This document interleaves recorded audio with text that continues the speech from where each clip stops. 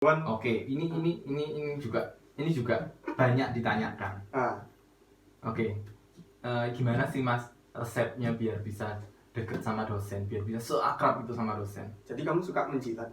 Nah, aku terang-terangan di situ.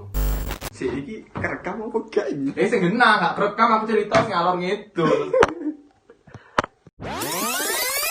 Peringatan, konten ini membutuhkan otak, memerlukan konsentrasi, lebih dalam, yuk.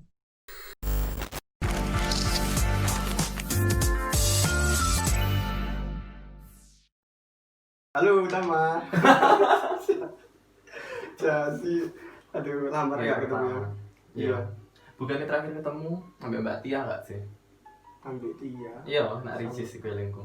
Oh, Ricis, wis lama ya. Yo tahun lalu. Ricis itu terakhir kita bahas apa ya?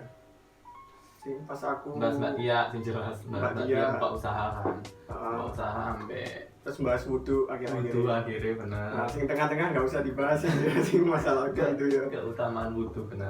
Iya. Ya wes. Sing Iya kok. itu pas aku skripsi ya.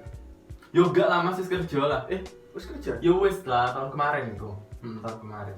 tahun kemarin. Aku sing masih kuliah. Proses. Oh iya. Wes lulus. Iya ya, apa kabarmu sekarang? Alhamdulillah baik lah. Sudah sehat alhamdulillah. Oh sehat. Sudah. Aku itu apa ya, semenjak kerja ini kan wis agak kurang kontak sama Sosialisasi ya kayaknya. ya sosialisasi cuma sama orang kantor kan. Iya, Cuma iya. kan terbatas itu aja kan. Jadi aku pengen menggali teman-temanku sing lama ya buat sharing bareng gitu loh. Oke. Soalnya kan ya emang aja gitu, like misalnya wis Benar. punya temen tapi kok nggak dihubungi akhirnya hilang. Nah aku itu lagi bingung gitu loh. Apa? Aku tuh lagi cari teman yang siapa sih kira-kira anak yang enak gitu loh, diajak sharing, diajak ngobrol visioner, Aduh, ya Allah. atau pokoknya ngobrol luas gitu lah. Tapi Oke. pikir sopo iki, terus ketemu, oh iya Utama. Yeay, I'm to be honor. Walah. Aku ini penasaran. Apa? Pertama gini, kamu itu tak lihat pribadi yang kayak ini selalu happy gitu loh, kayak nggak pernah kelihatan sedih, terus Oke. seakan-akan apa yang kamu lewati itu keseharianmu itu lancar gitu loh. Lah, aku pengen tahu rahasianya itu gimana sih caranya biar terlihat, atau mungkin nggak terlihat ya, tapi memang kenyataannya nggak pernah terlihat sedih, itu kayak gimana rahasiamu? Aduh, rahasia. Sebenarnya ya nggak mungkin lah ada sesosok insan pun di dunia ini yang nggak ada masalah atau nggak pernah menjalani hidupnya itu kayak jalan tol lancar-lancar. Ya mesti ada sesuatu hal itu. Tapi kalau ditanya gimana caraku dan gimana resepku, aku selalu punya yang namanya itu me time, selalu kapanpun dimana saat aku merasa tidak prima, ya berarti it's time for us, aku dan diriku sendiri. Jadi itu mungkin yang sehingga waktu aku sudah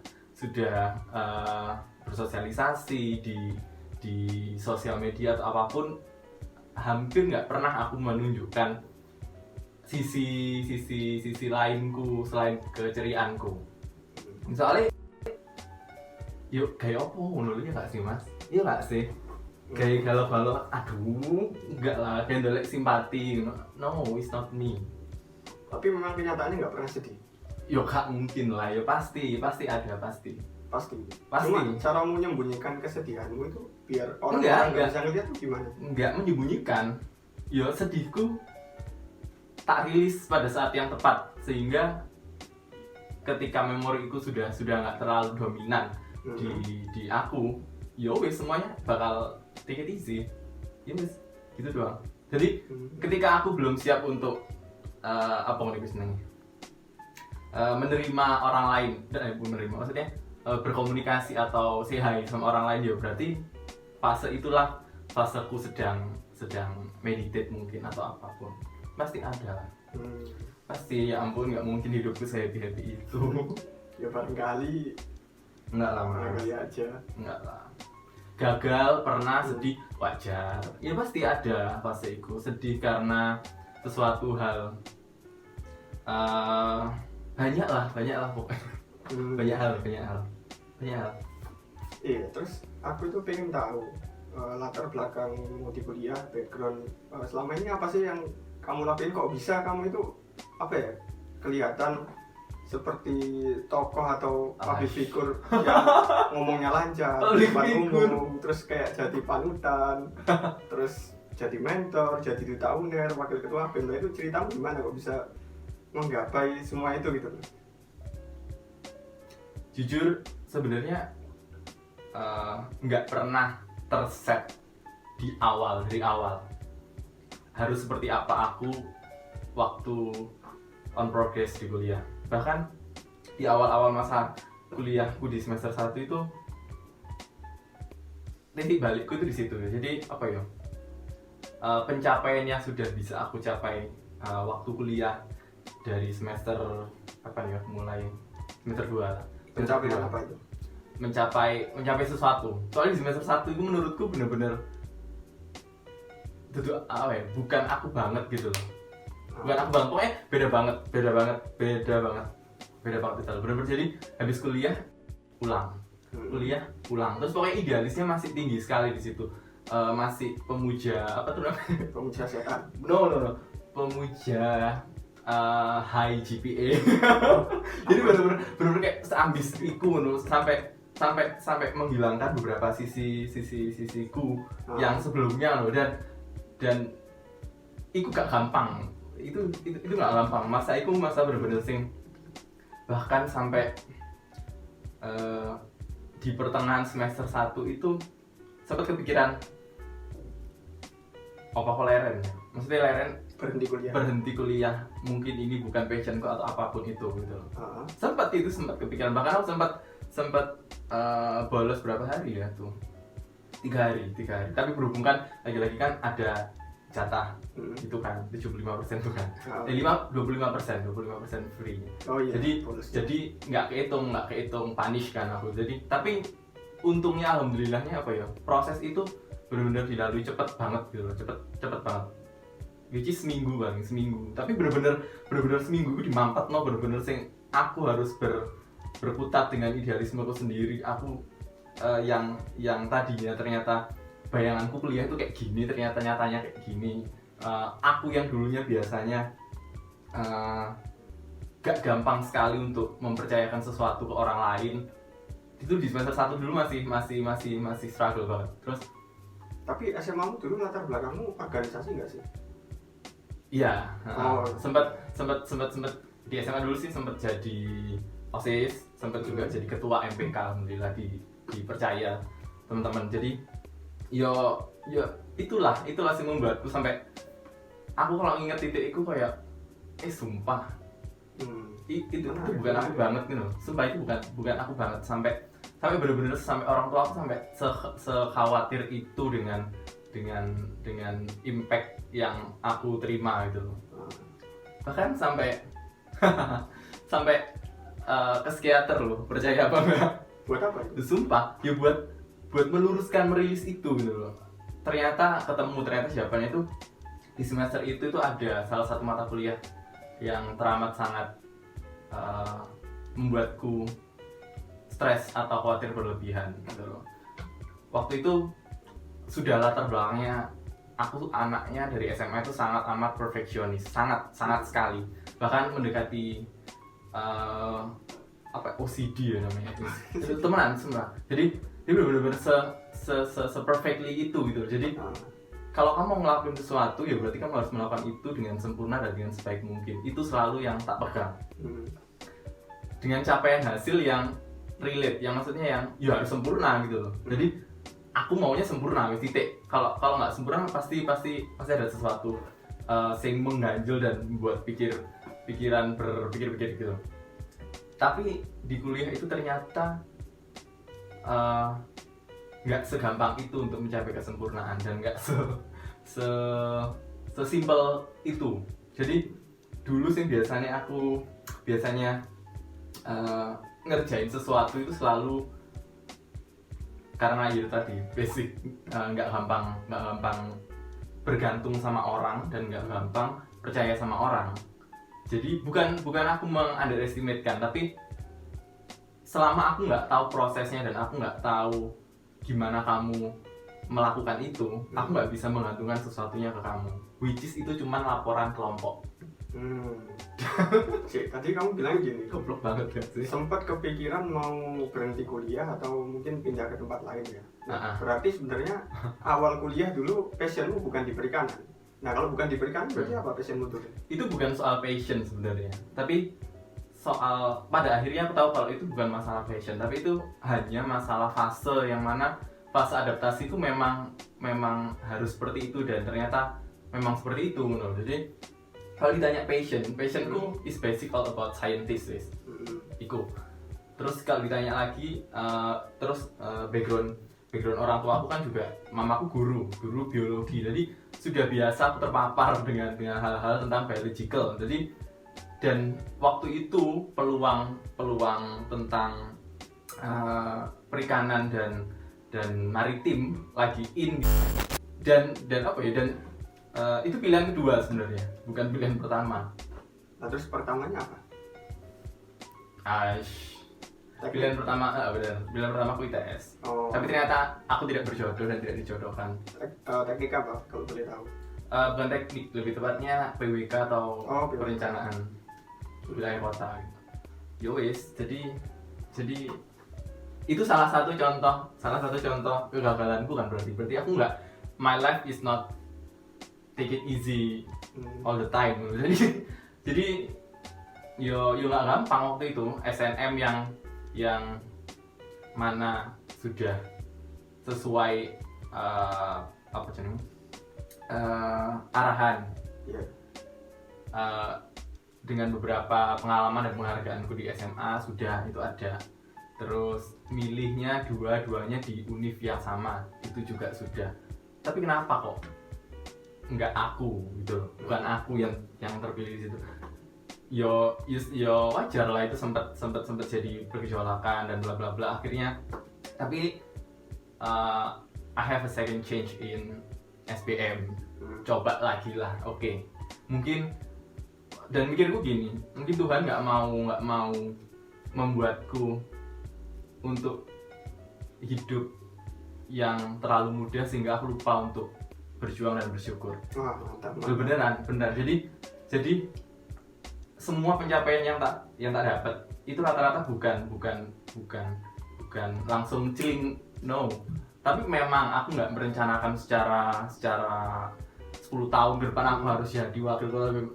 Bullshit man. Oh, berarti itu nggak terencana dari awal? No, itu nggak terencana sama sekali dari awal. Itu benar-benar tiba-tiba terjadi. Benar-benar kayak apa ya? Kayak ada langkahnya aja gitu ya. Benar-benar kayak pokoknya tiap kali aku berdoa dan mohon in strike back base. Pokoknya jalan itu baik menurutmu dan menurutku, semoga itu terjadi. Wes, selesai. Sesimpel itu. Makanya kenapa kok kalau ditanya resep bahagia? Ya mungkin karena itu juga mungkin. Jadi aku nggak terlalu berekspektasi tinggi tentang sesuatu hal, tapi aku ingin gitu loh. Paham? Aku ingin itu. Kalau ada kesempatan, why not? Tapi I'm not bukan ambisius. Ambisius yang sangat dan menghalalkan segala cara untuk aku ke situ. No, bukan itu. Karena itu tadi, mau nggak mau result is not in my hand. Ya, benar. Jadi ya buat apa gitu loh, buat apa? Pokoknya take it easy, trust, tetap percaya dengan kemampuan, selalu berproses. Itu kuncinya proses, berproses. Lihat kemarin, hari ini lebih baik enggak? Depan. Sesimpel itu, day by day. Menarik sih, kalau tak dengar ceritamu itu hampir sama kayak ceritaku juga sih. Aku dulu waktu kuliah itu sempat dibilang gini sama salah satu ustadku. Kalau SMA dulu kan aku nyebut ustad ya. Ustad kan guru juga. Ustad guru juga. Dibilang gini, nanti kalau misalnya suatu saat kalian diterima di jurusan atau di apapun itu, tempat kuliah yang enggak sesuai pilihan kalian jangan kecewa. Karena disitulah tempat kalian mungkin bisa berkembang gitu. Bisa jadi misal kita pengennya di ITB, di UI. Yes. ternyata setelah diterima di sana persaingannya tinggi. Nah, otomatis karena saingan yang tinggi, terus teman-teman organisasi yang sudah expert di sekitar kita jadi nggak punya kesempatan untuk organisasi. Sedangkan bisa jadi kita ditempatkan di tempat yang lain yang memang itu mungkin masih kita bisa ngimbangi gitu loh. Jadi waktu kita ditaruh di situ, kita bisa dapat kesempatan, contohnya kayak di organisasi atau bisa berprestasi kan. Mungkin aja itu nggak akan kita dapat kalau di tempat yang sudah wow gitu loh. Nah, gitu. Jadi sempat jadi penyemangat sih, karena dulu jujur pilihanku juga sama, ITS 1 di teknik. Mainly rata-rata gitulah ya. Iya, pengennya ITS gitu kan. Lingkungan tetap Surabaya. Lingkungan Surabaya. ITS ya, Bang. Kalau di teknik kayak seakan-akan di IPA itu yang wow itu teknik gitu loh. Padahal kita dan teknik apa ya? Dan kedokteran ya, Bang. Iya kan? Teknik Ya kedokteran. wes pikiran nih itu, ya memang seakan-akan kalau nggak di teknik atau kedokteran bodoh banget. Padahal kan di tempat lain Ya enggak, banyak gitu loh. Yes. Karena kita belum tahu kan, nyatanya kita Benar. belum tahu. Dulu kan juga nyatanya kita di perikanan kayak wah ngapain perikanan, jadi nelayan ta, kerja di kapal ta. Ya padahal masih banyak hal yang lebih luas gitu loh daripada nelayan atau kerja di kapal gitu loh. Dan akhirnya ternyata kita berkembang di situ gitu loh. Alhamdulillah ya. Alhamdulillah. Terus ini aku penasaran loh, kok tiba-tiba Apa? jadi duta UNER itu gimana ceritanya? Aku sempat kaget loh.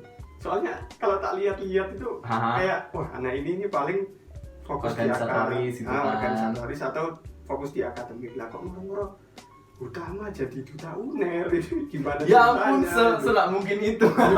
Tidak terduga, bukan nggak mungkin tuh. Gimana ya ceritanya? Kok moro-moro bisa muncul? Tapi oke, terlepas dari terduga nggak terduga, tapi capable nggak? Misal aku di duta.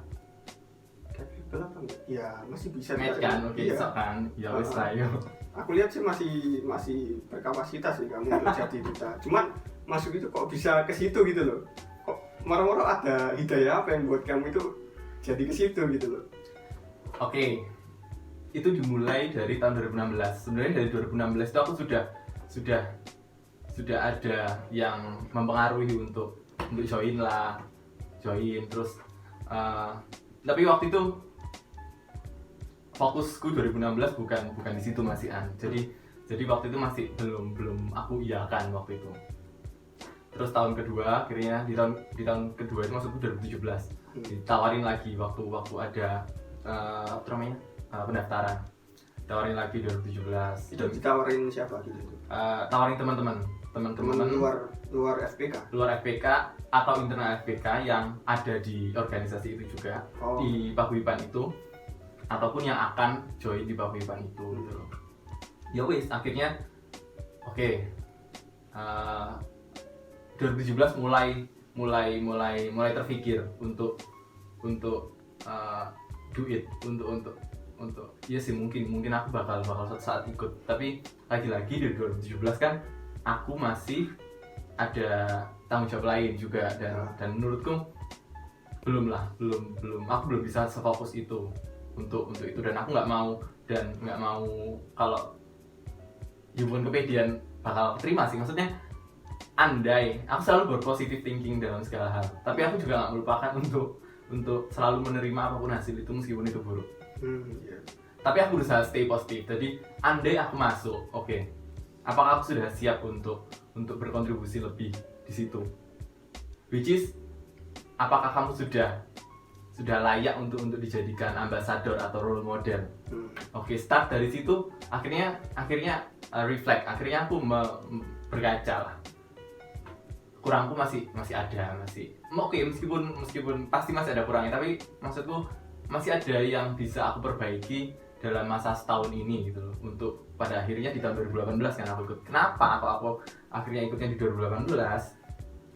Itu karena itu adalah tahun terakhirku.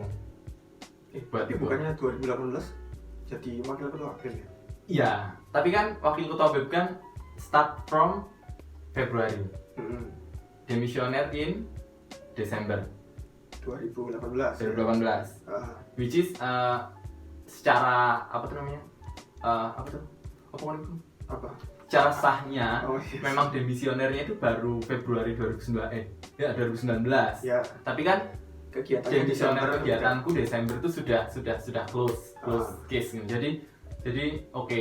Dan waktu itu aku juga nggak langsung yang oke aku daftar. No, itu semua melalui proses. Aku izin ke ketuaku dengan apa sih face to face dengan langsung dan di luar dugaan dia justru sangat amat push untuk daftar itu. Ikutlah nggak apa-apa. Oh, jadi daftarnya bulan apa waktu itu? Itu pendaftarannya bulan Agustus kalau nggak salah. Oh, Agustus, pertengahan Feb September. masih pertengahan Feb. Agustus September. Iya benar, Agustus September. Itu pendaftaran ya. Tapi bener-bener apa tuh namanya? Aktif kegiatan. Bukan. Proses seleksinya itu di bulan Oktober akhir awal November. Oh, Karena itu kan kegiatan itu kan di serangkaian juga apa namanya ulang tahunnya UNER. Kan ulang tahun UNER kan 10 November tuh. Jadi di serangkaian itu jadi waktu itu grand finalnya tanggal 23 atau 22 ya, 22 November.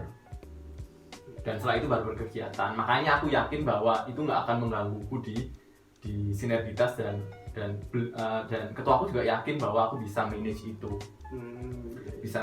Jadi ya wes kalau ditanya backgroundnya kenapa kok tiba-tiba bisa itu nggak jauh dari campur tangan temanku juga. Kenal lah, Mas Aldo pasti kenal. Siapa? Danu? No, temen cewek namanya Mirda ya kan? Oh, Mirda. Kan itu salah satu orang yang membuatku. Tapi dia mirip loh sama kamu karakternya. Memang makanya itu aku belum pernah menemukan seseorang yang bisa Menyemangati. No. Bisa sejalan dan 11-12 kerjanya itu sama aku. Oh, cocok ya berarti ya? Banget. Dalam hal kerjaan, yes. Tapi ada beberapa idealis kita juga yang kita nggak jarang pasti itu. enggak, itu biasa. Tapi kalau dalam hal pekerjaan dan profesional kita benar-benar sevisi dan semisi. Tapi kenapa kalian nggak nikah aja sih? Mulutnya ya. Kan katanya cocok. No. Makanya tadi kan in case-ku kan apa? Dalam hal pekerjaan dan profesionalitas gitu loh. Berarti kamu nggak suka sama Mirda? Aku no, maksudnya gini. Oke, aku tahu arahnya Mas mau kemana, tapi maksudku begini. Aku tidak pernah membatasi lingkungan pertemananku by gender, entah itu male or female. Tapi yang aku tahu di situ adalah aku tahu batasanku seperti apa. Jadi selama aku tidak melanggar itu dan masih baik-baik saja dan win-win solution, ya kenapa aku tidak untuk bersosialisasi dan menjalin hubungan juga gitu loh. Terlepas dari karena aku sudah tahu Mirda punya apa namanya? Punya calon. Gitu loh. Jadi kamu cemburu? No, aku kebetulan aku juga selalu kenal dengan XX-nya dia dan dengan yang sekarang tuh bener-bener jadi apa ya? Mungkin nggak ada yang percaya bahwa berteman dengan lawan jenis tidak mungkin tidak rasa suka, ya nggak sih?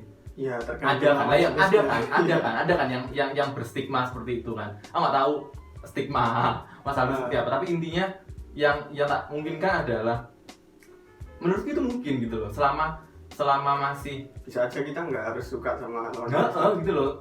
Suka sama love itu beda loh ya. Like, love itu beda. Jadi jangan diskreditkan I like you so it mean I love you. No. Jadi ya wis, ya aku suka sama Mirda sebagai teman berantemku, sebagai teman idealisku, sebagai teman kerjaku. Yes. Kita benar-benar match gitu loh.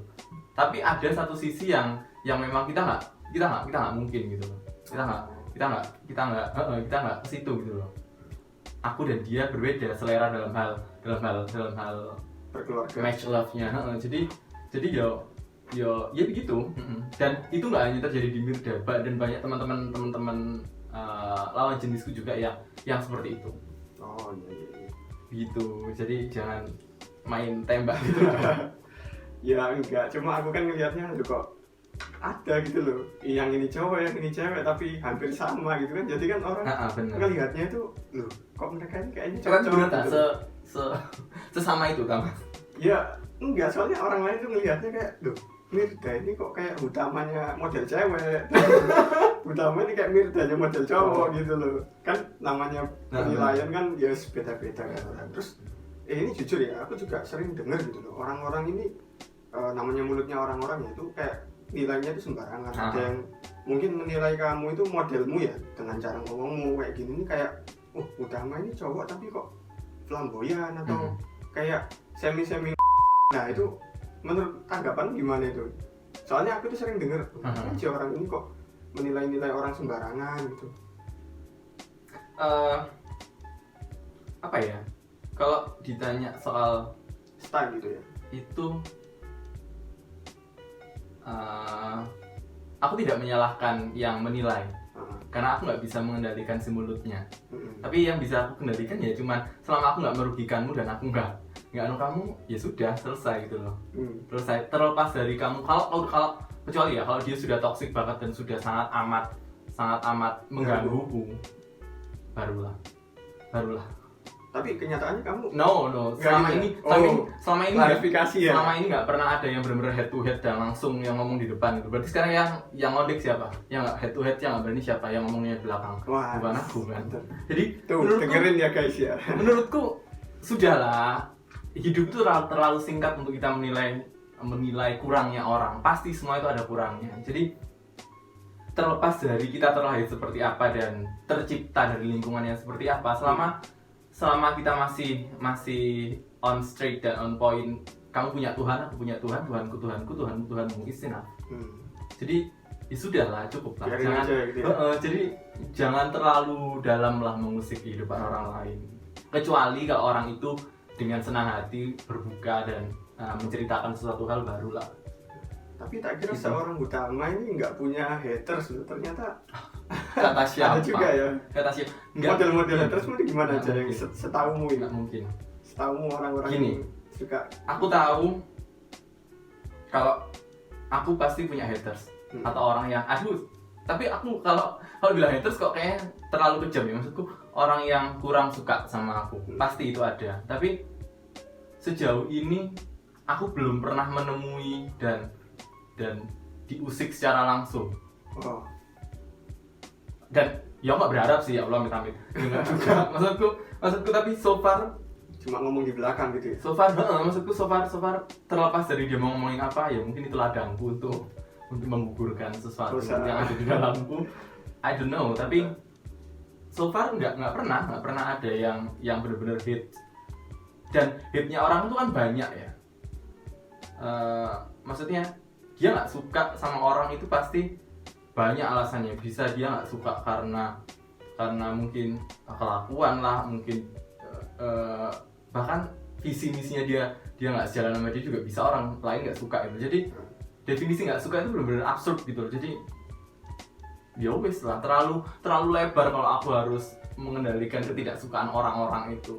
Lebih tepatnya mungkin kayak gini ya, setiap kita kesesama kan pasti ada sisi lain yang kita nggak cocok gitu. Pasti. Cuma tergantung kita nyikapinya sebagai kebencian atau sebagai perbedaan biasa gitu kan. Benar. Iya. Simple. Itu yang sering aku lihat dari orang-orang sini. Ada yang kayak gini, udah dibicarain kayak gini, jadi kayak apa ya, gampang banget gitu loh ngomongin orang itu. Nah, benar. Dari kata orang lain apalagi. Benar. Kacau gitu kan. Benar. Iya, begitulah habit. Lingkungan. Ya, terus aku penasaran juga, kamu kan sibuk di organisasi, di duta, terus kayak aku sering lihat kamu bantuin dosen, jadi otomatis kan kesibukan kamu di kampus itu sangat padat gitu loh. Nah, cara ngatur waktumu itu gimana sih? Kok bisa jalani A, B, C, D, E, adik kelas, jadi mentor, jadi ini, jadi duta UNER, di BEM, sedangkan kamu tuh masih punya waktu yang kamu sebut me time untuk menghilangkan rasa sedih atau yang membuang rasa sedih dari jiwamu itu loh. Kok masih bisa itu? Metodemu itu gimana? Kalau ditanya metode banget, aku juga nggak tahu itu metodenya namanya apa. Mungkin teman-teman yang di psikologi mungkin jauh lebih tahu. Tapi intinya sih kalau ditanya soal time managementku, gimana caranya aku bisa mengatur banyak kegiatan dalam satu waktu. itu resepnya sih cuman gini, aku selalu merencanakan apa yang akan aku lakukan besok itu di malamnya. Oh gitu. Jadi dan aku bakal mengingat itu seharian. Auto itu seharian. Misal kayak hari ini, Mas Aldo kan menanyakan lagi kan. Iya. Jadi ya bagiku itu nggak perlu tak jawab karena menurutku itu pasti akan terjadi dan aku sudah merencanakannya, berarti iya aku datang. Ya contohnya kayak gitu, kecuali kalau aku di tengah-tengah tiba-tiba ngabari dulu tiba-tiba aku ada acara lain. Yeah. Nah itu baru cancel. Tapi selama aku nggak berkabar dan kita sudah deal di satu itu, insya Allah ya bakal ditepati gitu loh. Dan itu salah satu time management yang dasar, yaitu kamu harus bisa buat komitmen ya. Komitmen dengan waktu dan dirimu sendiri. Sudah itu pertama. Nah kalau itu sudah, baru nanti di range lagi di malamnya. Aku pernah beberapa kali mengalami satu hari patah hati. Ya pernah lah itu, tapi bahasan kita bukan itu kan. Iya. Bahasan kita bukan itu. Oh iya, bukan itu ya. Oke. Mana? Mengalami satu hari di satu waktu ada 5 kegiatan, yang dari 5 kegiatan itu ada yang bareng. Tapi aku sudah janji dan bakal bisa datengin semuanya. Wah, iya apa itu? Dan jadinya aku bisa. Kok bisa? Karena waktunya bareng. Maksudnya bukan kelimanya bareng, which is maksudku ada yang berpotongan. Paham? Ada yang berpotongan. Tapi ada juga yang satu waktu. Yo, intinya sih gini.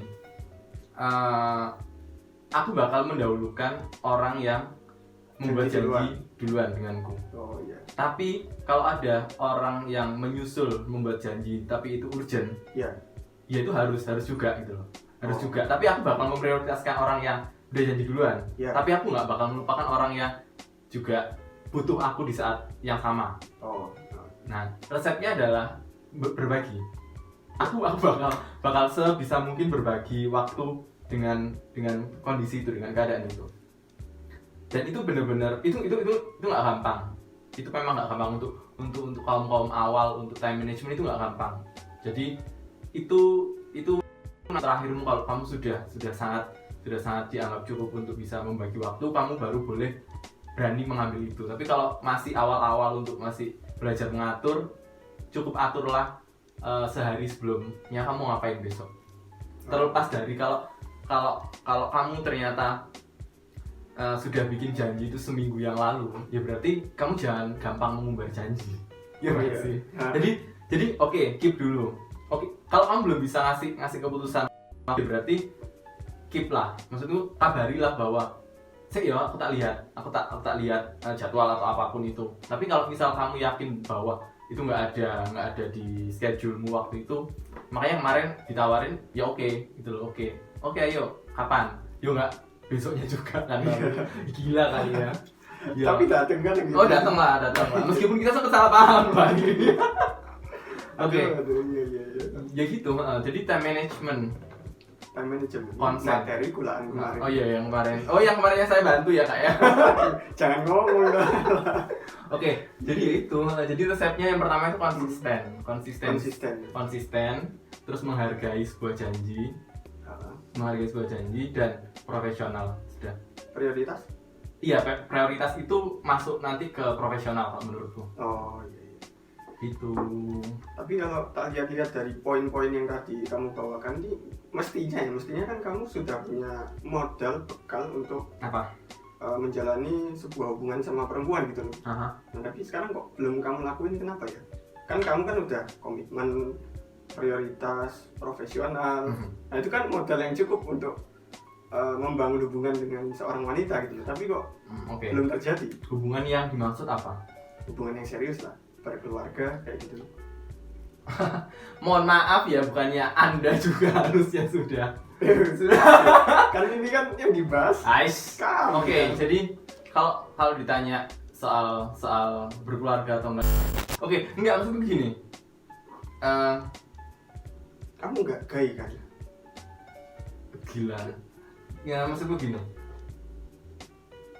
Hubungan, jadi sebelumnya aku sudah pernah menjalin hubungan. Cewek, jangan. Oh, bukan. Oh, bukan. Dua kali aku nyoba. Oke, sudah. Nah, terus akhirnya akhirnya end tuh. Berakhir tuh. Oke kan, berakhir tuh. Itu kuliah? Apa?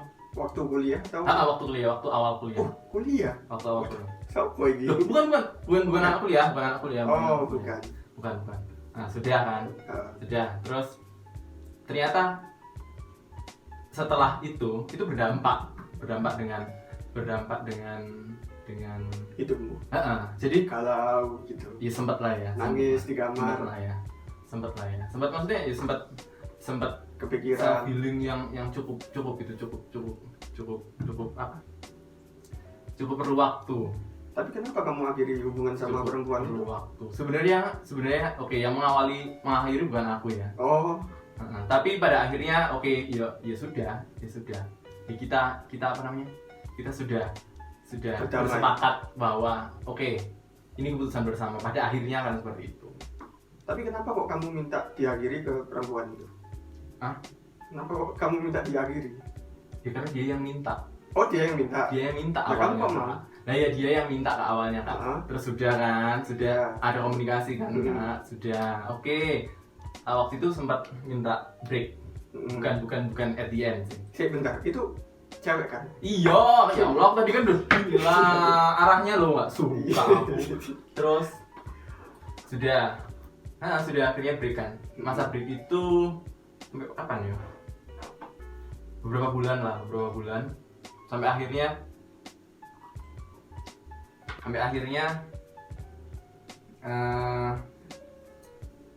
oke. Aku sudah siap untuk memulai lagi. Oke, sudah dong, chat dong. Bla bla bla, cukup beberapa hari. Oke. Nah, ternyata ada yang nikung.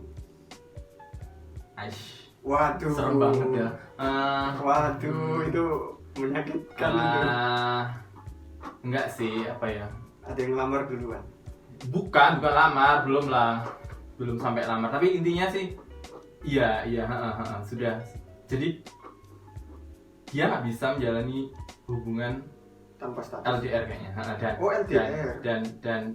Dan ya oke lah, tanpa status ya. Oke. Kayaknya ya, tapi nggak tahu ya. Kalau nggak ya mohon maaf, salah. Oke, tapi ternyata iya dong. Dia dideketin sebenarnya. Dia dideketin dengan kondisi yang seperti itu. Dia dideketin. Ya nggak bisa aku langsung menyalahkan juga sih. Ya gimana ya? Wah. Ya intinya gitulah, gitu. Oke, Iya. sudah akhirnya ya sudah. Ya wis. Dan di situ akhirnya aku memutuskan untuk aku nggak mau lagi menjalin hubungan itu cuman pacaran. Iya. No, it's enough. Tapi itu yang pertama kan? Katamu Itu yang kedua kedua. kali. Itu yang kedua. Oh, itu yang kedua. Yang pertama, aduh itu kelamaan ya, mungkin itu Cimon ya. Cimon, cinta monyet. Itu zaman awal SMA itu. Sik. Kalau aku sama yang kedua ini itu berapa tahun ya berarti ya? 2-3 tahun. Ya sama aja Cimon sih. 2-3 tahun. Enggak, maksudku itu jauh lebih sadar lah aku ya bahwa aku menjalin hubungan. Oh iya. Sik. Gitu. Jangan-jangan ya, katamu kan awal kuliah sempat agak sakit, agak sedih gara-gara itu. Jangan-jangan Sakit enggak sakit. Oh, enggak sakit. Enggak. Bukan. Ini beda semester. Gila aku itu bukan karena itu. Oh, enggak, barangkali kamu itu tiba-tiba gairah di organisasi itu. Nih. Gara-gara Maksudnya itu. pelarian gitu kan? Iya. Pelarian. Enggak. Oh, enggak gitu.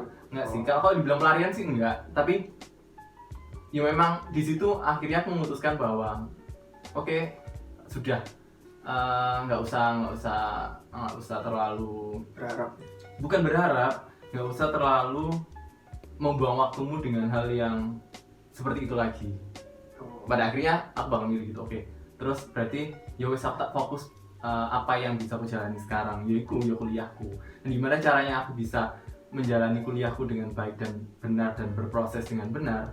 Medianya ya yang tadi disebutkan. Jadi bukan pelarian, tapi itu adalah itu adalah keputusanku pada akhirnya untuk lebih serius lagi dan lebih tidak membazirkan uang orang tuaku yang sudah dikeluarkan untuk kuliah. Sudah, itu doang. Terus akhirnya ya sudah.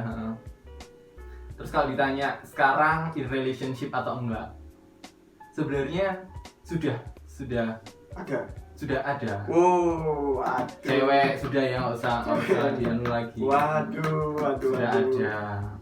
Sudah ada. Wah, kesalin. Pencerahan itu sudah ada. Oh. Loh, bukannya Anda yang sama yang Riau ya kak ya? Oh nggak jadi itu. Sumpah nggak jadi. Bukan, jangan bahas itu.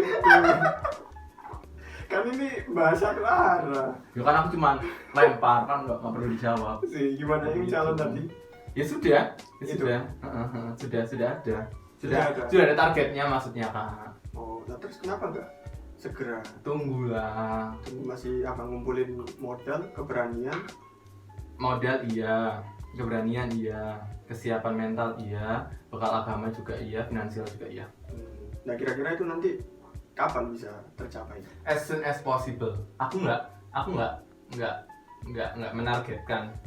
Aku harus kaya dulu baru married. No, sampai kapanpun gitu. Iya.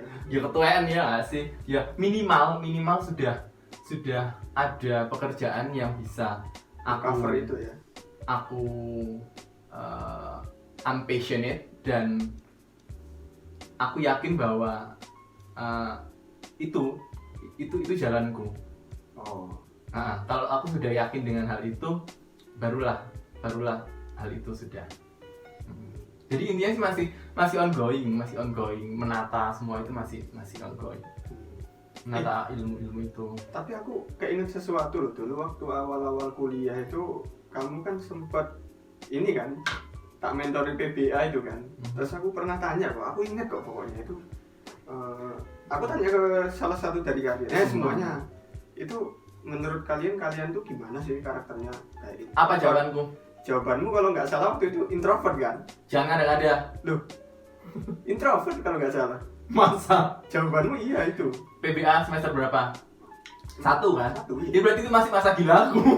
Lah iya, kamu kan pasti ngomong introvert kan pada saat itu kamu jawab sebenarnya introvert. Aku masih ingat soal itu. Terus tiba-tiba gimana caranya dari kok inget banget kenapa ya? Ya iya kan kayak Danu. Pokoknya anak-anak yang apa ya? Berbeda dari normal itu tak inget-inget gitu loh. Ya Allah kok normal kan. Enggak, tapi aku tuh penasaran tuh. Perasaan dulu anak ini waktu PBA itu ngomong introvert, tapi kok tiba-tiba jadi wakil ketua BEM, duta UNER yang harus tampil di depan. Mohon maaf, bukannya Anda juga introvert dan Anda jadi wakil ketua BEM ya? Jangan realisasikan itu, jangan relate itu.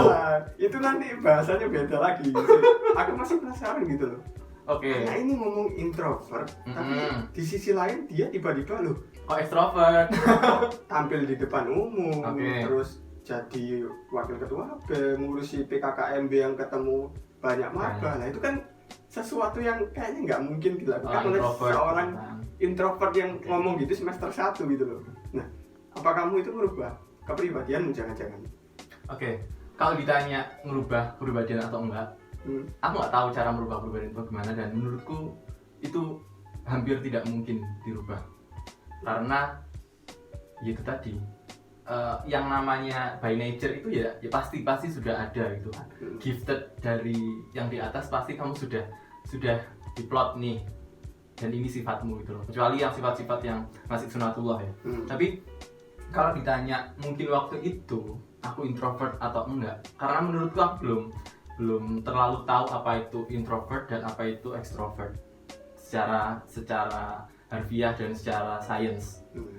Kalau ditanya sekarang aku introvert atau extrovert, ternyata jawabannya adalah aku bukan keduanya. Bukan keduanya? Jawabannya adalah ambivert. Ambivert ya. Jawabannya in ambivert. Jadi aku juga baru tahu itu setelah lagi-lagi setelah melalui masa gila itu dengan psikiatris itu. Jadi akhirnya aku jadi tahu bahwa bisa mengkondisikan perasaan. Kadang merasa harus tertutup, kadang tiba-tiba terpaksa harus show up ya, kita harus ngomong di depan orang-orang. Jadi pada akhirnya aku tahu bahwa ambivert namanya. Nah, dan setelah aku tahu itu ya sudah, akhirnya semuanya jadi jauh lebih mudah gitu loh. Aku bukan nggak gugup ngomong di depan, aku bukan nggak deg-degan kalau mau ngasih materi atau apapun, no. Semua itu pasti dialami gitu loh. Se-expert-expertnya orang ya menurutku, gugup dan deg-degan itu hal yang wajar. Karena menurutku itu bentuk ekspresi dia untuk menganggap itu hal yang serius. Wah, menurutku. Jadi kalau ditanya setiap orang atau adik-adik yang nanya, Mas gimana sih caranya biar kita nggak gugup atau kita relax waktu MC atau apapun bla bla bla bla bla bla bla. Ya, terus aku pasti membukanya dengan Bismillah. pun dengan nggak bismillah. iyalah dengan Bismillah. Allah Akbar, Bismillahirrahmanirrahim. Dengan basmalah. Nggak, maksudku aku selalu bilang bahwa sampai saat ini pun aku juga merasakan hal itu gitu loh. Maksudnya hal itu gimana? Hal itu maksudnya kegugupan itu dan kenervosan itu. Jadi itu hal yang wajar. Tapi sekarang beda ceritanya kalau kamu yang nggak bisa mengendalikan si gugupmu. Nah itu yang bakal jadi PR. Nah gimana caranya mengendalikan? Bukan berarti semua public speaker atau speaker itu nggak punya deg-degannya, nggak punya nervousnya, gitu loh. Tapi dia bisa manage itu dengan baik sehingga akhirnya outputnya jauh lebih impact gitu loh. Dan itu butuh jam terbang, aku bilang gitu. Jadi itu nggak bisa instan langsung sehari kamu bisa langsung gitu, no. Awal-awal pasti masih menyesuaikan. Pada akhirnya nanti kamu nemu role, kamu nemu jalanmu untuk menikmati sebuah pertunjukan dan kamu menjadi center. Itu pasti kamu bakal menemukan hal itu. Kuncinya ya satu, kamu jangan terbebani dengan hal itu. Jadi just do it right now, just do it the best. Sudah seperti itu. Dan biar kita nggak gugup, gimana caranya? Kalau kamu gugupnya, aduh aku takut salah bla bla bla bla, biar nggak salah gimana? Ya gimana? Ya prepare lah. Ya sebelumnya itu di prepare. Terus? Ya sudah, berarti sebelumnya kamu harus prepare gitu loh. Entah itu prepare materi, entah itu prepare mental, entah itu prepare speak up in mirror, entah itu kamu prepare ke mentor, ke teman, ke orang, entah itu kamu siapkan PPT, entah itu materi, dan hal-hal yang menurutmu menjadi kekhawatiranmu nanti kuasai itu. Insya Allah semuanya take it easy dan jangan lupa berdoa. Nah kalau misalnya pas waktu mau ngomong nih ya, udah dipanggil, perkenalkan, misal siapa materinya adalah utama, dipanggil ke depan, pas mau ngomong, aduh kok gugup, gemetar lah, itu gimana caranya biar lancar untuk ngilangin kegugupan itu loh? Biasanya megang mic tuh, deep breath, Bismillah, say it, sudah, terus langsung, jadi langsung kayak release gitu loh, kayak sudah, oke. Dalam hati Bismillah tuh ya. Bismillah. Oke. Ya sudah, langsung Assalamualaikum. Aku selalu mengawali dengan Assalamualaikum. Assalamualaikum. Tapi gimana kalau audiensnya misalnya non muslim misalnya? Ya itu tadi, Assalamualaikum dan salam sejahtera bagi kita semua. Nggak mungkin. Aku ngasih materi semua non muslim, nggak mungkin. Emang tuh acara gereja Pak, kan nggak mungkin. Misalkan, soalnya kan pernah ada temanku jadi motivator di salah satu sekolah non muslim.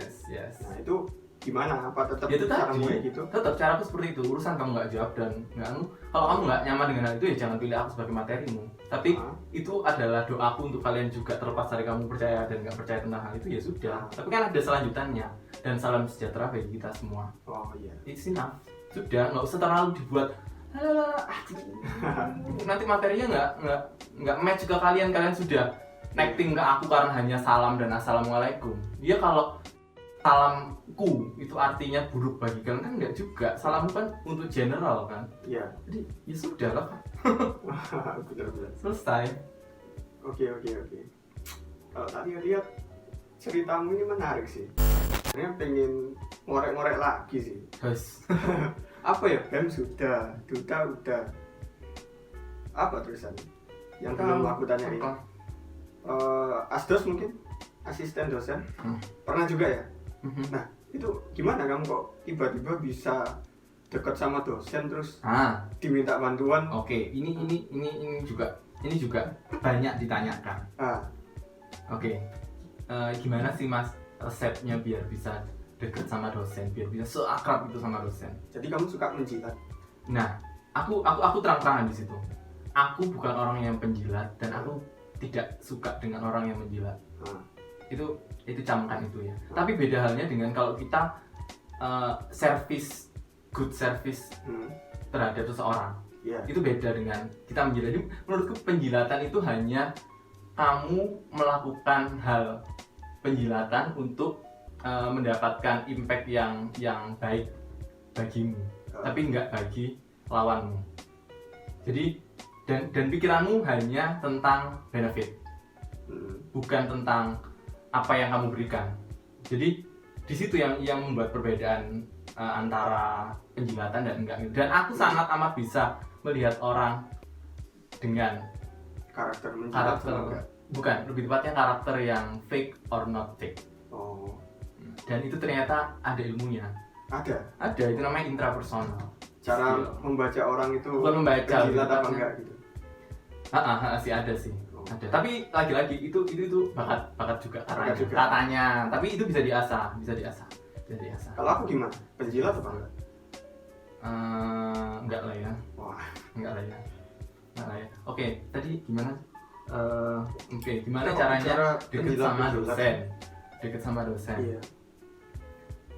Sebenarnya aku juga unexpected bisa sedekat ini dengan beliau. Jadi kamu nggak pengen dekat sama dosen? Bukan nggak pengen, unexpected. Jadi aku nggak menyangka bahwa sekarang ini aku bisa sedekat ini gitu. Karena agak risih itu tadi sama dosen. No, karena itu tadi di awal semesterku kan aku sudah bilang aku punya masalah psikis yang seperti itu. Dan yang mana di saat itu aku menganggap bahwa dosen itu mahal benar, dosen itu nggak boleh disalahkan, dosen itu nggak bisa didebat, dosen itu maha sempurna. Pokoknya intinya pokoknya nggak ada yang lebih deh dari itu waktu itu ya. Jadi menurutku titik balik itulah yang menyadarkanku bahwa ternyata mereka nggak serem itu. Dan nggak seserem itu gitu. Nah, itu dimulai dari mana? Ya lagi-lagi itu dimulai dari niat baik kita gitu. Niat baik kita satu, dan yang kedua itu aku waktu itu jadi apa ya, aku lupa. PJ mata kuliah waktu itu. PJMK ya. PJMK dosennya kan. Oh iya. PJ kan kita PJ. PJ. Ya waktu itu jadi PJ. Jadi akhirnya intens lah beliau. Itu salah satu masih sudah. Oke. Oh ternyata nggak seburuk itu gitu kan. Oke. Terus akhirnya aku lebih senang lagi untuk sharing dan berbagi. Itu di semester 4 kalau nggak salah ya. 4 mau ke 5 itu bener-bener yang jalanku sekali untuk terbuka sekali untuk aku dekat sama dosen. Gitu. Tapi